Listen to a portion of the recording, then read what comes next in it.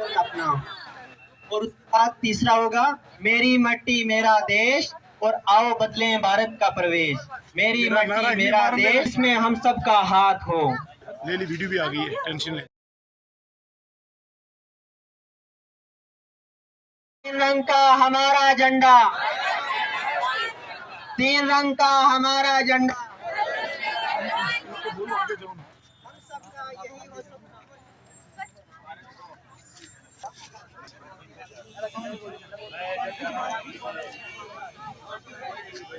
Banner हटाओ मेरा। तीन रंग का हमारा झंडा, तीन रंग का हमारा झंडा।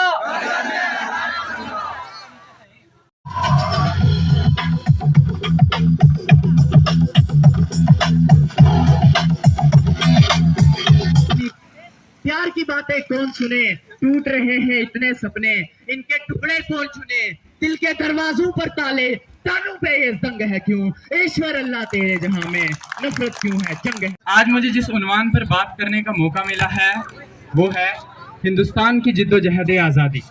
के दुश्मन को अपनी जान कहते हैं, हम अपनी जान के दुश्मन को अपनी जान कहते हैं। मोहब्बत की इसी मिट्टी को हिंदुस्तान कहते हैं, मोहब्बत की इसी मिट्टी को हिंदुस्तान कहते हैं। बड़ी खुशी की बात है कि यौम आज़ादी से कबल हमारी फौज ने थन्ना मंडी में तिरंगा रैली का एहतमाम किया।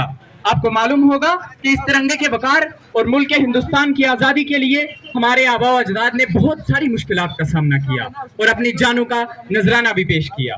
अपने मुल्क की आज़ादी और तिरंगे की आन बान और शान के लिए महात्मा गांधी ने जो कुर्बानियां पेश की, हिंदुस्तान की तारीख उन्हें पेश करने से कासिर रहेगी।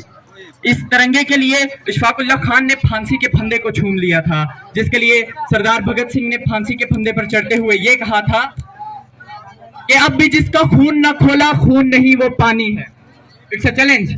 अब भी जिसका खून ना खोला खून नहीं वो पानी है, और जो वतन के काम ना आए वो बेकार जवानी है, जो वतन के काम ना आए वो बेकार जवानी है। सदर अली वकार हिंदुस्तान को आजाद कराने में बहुत सारे लोगों ने अपना अहम रोल अदा किया। 1857 ईस्वी के हंगामे में बहादुर शाह जफर को रंगूल की काल कोठरी में एक अंग्रेज अफसर ने आकर यह कहा कि दम दमे में दम नहीं अब खैर मांगो जान की, दम दमे में दम नहीं अब खैर मांगो जान की, ए जफर ठंडी हुई शमशीर हिंदुस्तान की, ए जफर ठंडी हुई शमशीर हिंदुस्तान की। तब बहादुर शाह जफर ने उसे जवाब दिया था कि गाजियों में बू रहेगी जब तलक ईमान की, गाजियों में बू रहेगी जब तलक ईमान की, तख्त लंदन तक चलेगी तेग हिंदुस्तान की, तख्त लंदन तक चलेगी तेग हिंदुस्तान की। आली जनाब, हिंदुस्तान की तारीख में खुदीराम बोस का नाम हमेशा जिंदा रहेगा, जिन्होंने सिर्फ 17 साल की उम्र में इस मुल्क के लिए अपनी जान का नजराना पेश कर दिया था। इस मौका पर हम पंडित जवाहरलाल नेहरू, मौलाना आजाद, मौलाना मोहम्मद अली जौहर, मौलाना शौकत अली, सुभाष चंद्र बोस, सरदार भगत सिंह, अशफाकुल्लाह खान, टीपू सुल्तान, सरदार पटेल, नाना साहब और बाबा साहब अम्बेडकर जैसे कई रहनुमाओं को खराज अकीदत पेश करते हैं, जिन्होंने इस वतन अजीज को अंग्रेजों की गुलामी से आजाद करवाने के लिए बहुत बड़ी कुर्बानियां दी पेश कर रहा है। लेकिन असली देशभक्ति वो है कि जब एक किसान तपती हुई धूप में पूरे मुल्क के लिए अनाज उगाता है। असली देशभक्ति ये है कि सरकारी मुलाजम रिश्वतखोरी के बगैर काम को अपना फर्ज समझता है। और असली देशभक्ति तो ये है कि हमारे मुल्क में रहने वाला हर हिंदू, मुसलमान, सिख और ईसाई भाई भाइयों की तरह रहता है। लेकिन अफसोस का मुकाम है कि आज मजहब व मिल्लत की बुनियाद पर आंखों की रोशनी सलब हो चुकी है और खून में लथपथ सिसकती बिलकती इंसानियत चीख रही है।